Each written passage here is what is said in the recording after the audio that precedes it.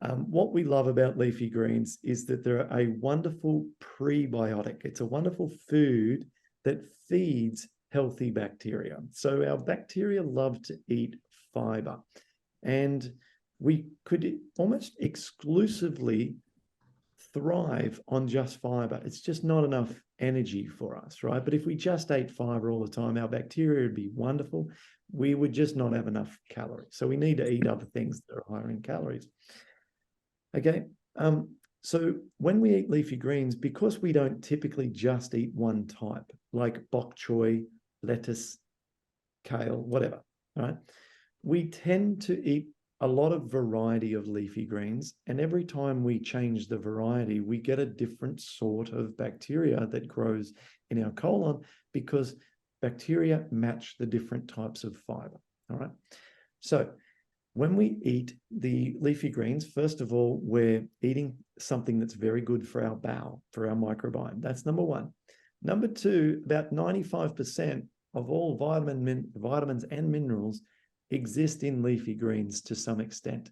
So they are like the ultimate multivitamin mineral.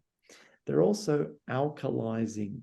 So they offer a reduction in the metabolic acidity in the body that can build up from a Western diet.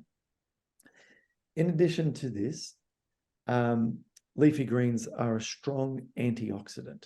So one of the issues that we have with rheumatoid arthritis is that we develop something called oxidative stress, which is a form of stress in the body that is because we have too much free radicals and not enough antioxidants.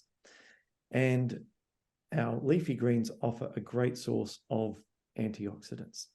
So they would be 4 reasons that I would suggest leafy greens become one of the most important foods in anyone with inflammation, anyone in their diet.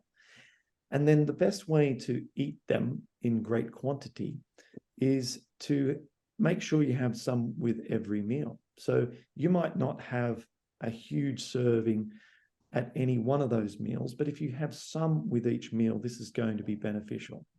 At first, it's going to feel weird to have the salads without oil, but that is important because, and we get a little bit complicated, but the high fat density increases leaky gut and specifically enables something called lipopolysaccharide to enter the bloodstream, and it's very inflammatory coming from the gut.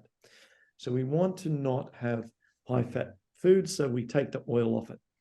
So what we can do is get lots of leafy greens in by squeezing lemon juice on top of our leafy greens.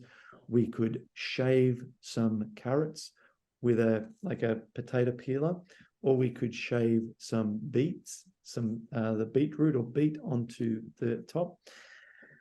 We can also use a white miso dressing, or Caroline has put together a wonderful recipe book of various dressings that can be put onto the salads to enable you to eat more. And finally, we can use green smoothies. And so this way we're taking fruits and we're just mixing in a blender fruits and leafy greens. And if you do this, you can get a crazy amount of leafy greens into you, and that tastes good because they're all blended up with fruits. And the only thing you need to watch here, 2 things you need to be careful of. And number one is if you are underweight, if you're too thin, then drinking green smoothies is not a good strategy for you. It causes weight loss, okay? Number 2 is that if you have sensitive bowels, meaning that you tend to go to the toilet a little too often, then green smoothies can also make you run to the toilet a little more than you would like. So those are the only 2 downsides.